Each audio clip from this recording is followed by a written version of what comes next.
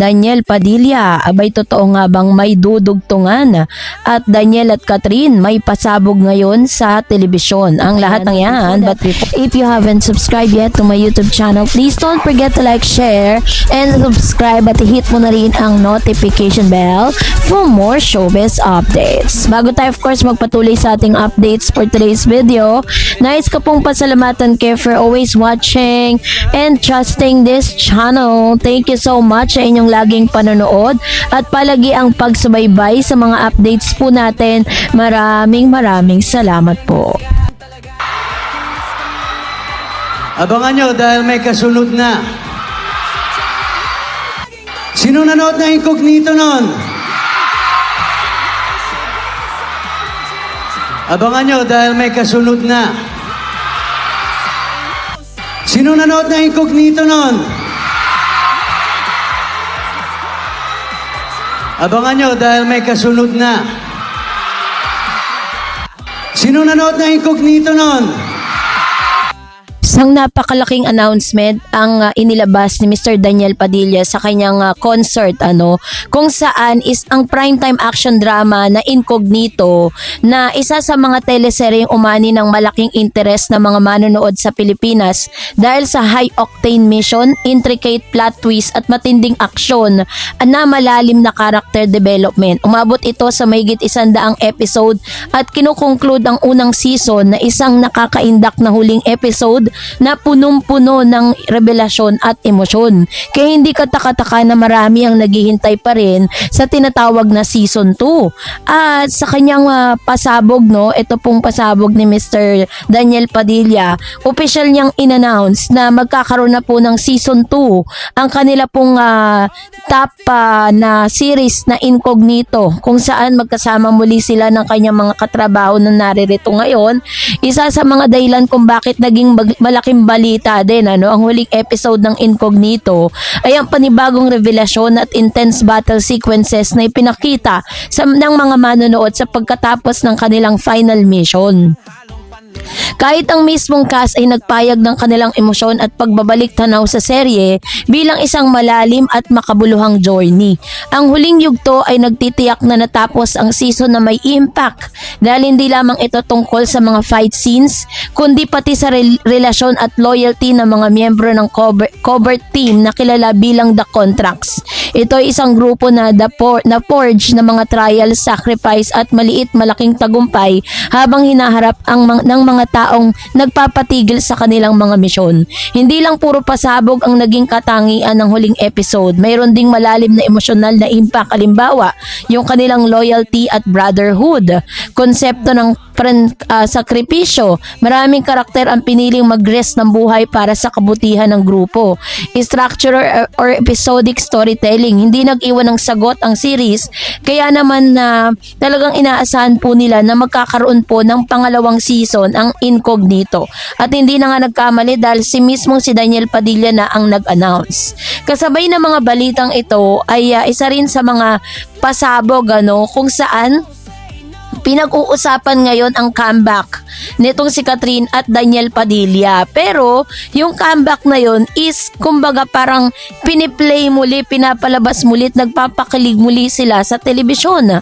Dahil sa birthday special ng Catherine Bernardo at Daniel Padilla, so nagkaroon po ng tinatawag na fans at showbiz culture. Noong March 2, 2026, lumabas ang isang entertainment report mula sa Abante Tonight na nagpapaalala sa mga fans ng Katniel ang love team ni Catherine Bernardo at Daniel Padilla na muling ipapalabas ang ilan sa kanilang pinaka-popular at blockbuster movies ngayong birthday month ni Catherine. Sa isang kapamilya movie channel, ito ay nagbigay ng matinding nostalgia, kilig at hype sa madla. Hindi dahil may muling balikan silang relasyon, kundi dahil sa malawak na impluwensya ng kanilang mga pelikula sa kulturang Pilipino. So, sa Tagalog report na ito, susuriin natin kung ano po yung malalim, kung bakit naging malaking usapin at muling pagpapalabas ng Katniel movies. Ano nga bang kahalaga nito sa showbiz at sa fan culture ng Pilipinas? At ano ang posibleng epekto nito sa mga fans, media at industriya sa pangmatagalan? Ano nga bang nasabi ng balita? Ayon sa balita, ipinagdiriwang ng Kapamilya Movie Channel ang birthday month ni Catherine Bernardo ngayong March sa pamamagitan ng pagpapalabas ng karamihan sa mga hit movie niya kasama si Daniel Padilla bilang leading man. Ang paglalabas ng pelikula sa buong buwan ay isang paraan ng pag-o-honor sa pagiging isang box office queen ni Catherine at sa iconic na tandem ng Katniel sa pelikula. Ilan sa mga pelikulang muling mapapanood ay ang Crazy Beautiful You, The House of Us, Must Be Loved, Can't Help Falling in Love.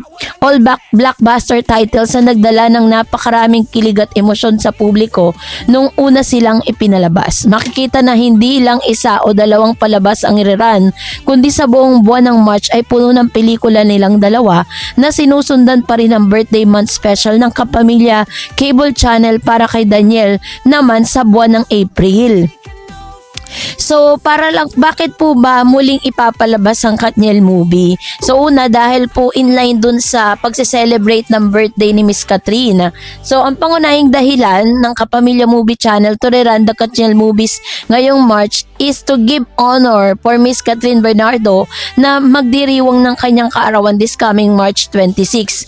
And of course, syempre, isa rin po ito sa pagpupugay sa legacy ng Katniel. Hindi rin kasi biro ang naging kontribusyon ni Catherine at Daniel sa local film industry.